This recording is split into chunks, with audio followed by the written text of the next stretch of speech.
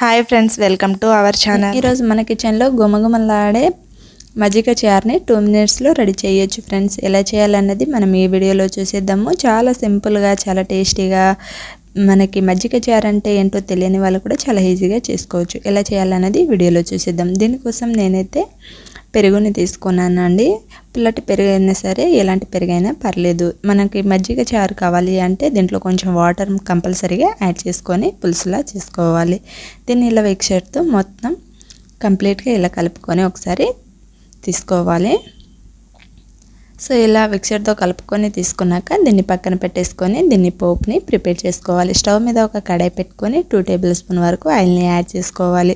1 table spoon చొప్పున శనగపప్పు, మినపప్పు, ఆవాలు, జీలకర్రని యాడ్ చేసుకోవాలి.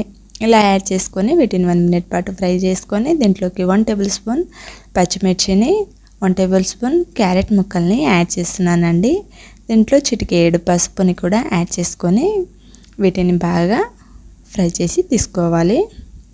సో వీటిని ఇలా ఫ్రై చేసి తీసుకున్నాక దీంట్లో సన్నగా కట్ చేసి పెట్టుకున్న ఆనియన్ ముక్కల్ని యాడ్ చేసుకోవాలి. ఆనియన్ అనేది బాగా వేగనివ్వకూడదండి, 1 మినిట్ పాటే వేగనివ్వాలి. దీంట్లో కొంచెం కరివేపాకుని కూడా యాడ్ చేసేసి ఆనియన్స్ అనేది కొంచెం పచ్చిగా ఉన్నప్పుడే మనం స్టవ్ ఆఫ్ చేసి తీసుకుంటే మనకి మజ్జిగ చారుకి ఆనియన్ ఫ్లేవర్ కొంచెం పచ్చి పచ్చిగా ఉంటే చాలా బాగుంటుంది. సో ఇలా ఉన్నప్పుడు మనం కలుపుకొని తీసుకున్న పెరుగు అనేది దీంట్లోకి యాడ్ చేసేసుకోవాలి. ఇలా యాడ్ చేసేసుకొని దీన్ని అంతా ఒకసారి కలుపుకొని తీసుకోవాలి.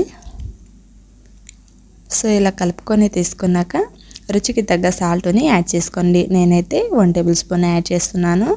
దీంట్లో ఫ్రెష్గా ఉన్న కొంచెం కొత్తిమీర లాస్ట్కి యాడ్ చేసుకొని వేడి వేడి రైస్లోకైనా సరే దేని మీదనైనా సర్వ్ చేసుకొని తింటే చాలా చాలా బాగుంటుందండి. మజ్జిగ చారు అనేది చాలా సింపుల్గా, టేస్టీగా, ఎంతో రుచిగా చేసి కడుపు నిండా కమ్మగా తినేయచ్చు. చాలా సింపుల్గా చేసే మజ్జిగ చారు రెసిపీని చూసేసాం కదా. సో ఈ ఎంతో టేస్ట్కరమైన మజ్జిగ చారు రెసిపీని మీరు డెఫినెట్గా ఒకసారి తప్పకుండా ట్రై చేయండి. ఎలా వచ్చిందో నాతో కామెంట్ చేసి షేర్ చేయడం మర్చిపోకండి. ఇలాంటి మరిన్ని టేస్టీ రెసిపీస్ కోసం మన పొట్టి కిచెన్ ఛానల్ని సబ్స్క్రైబ్ చేసుకోండి. వీడియో నచ్చితే లైక్ చేయండి, ఫ్రెండ్స్కి, రిలేటివ్స్కి షేర్ చేయండి. Thank you for watching.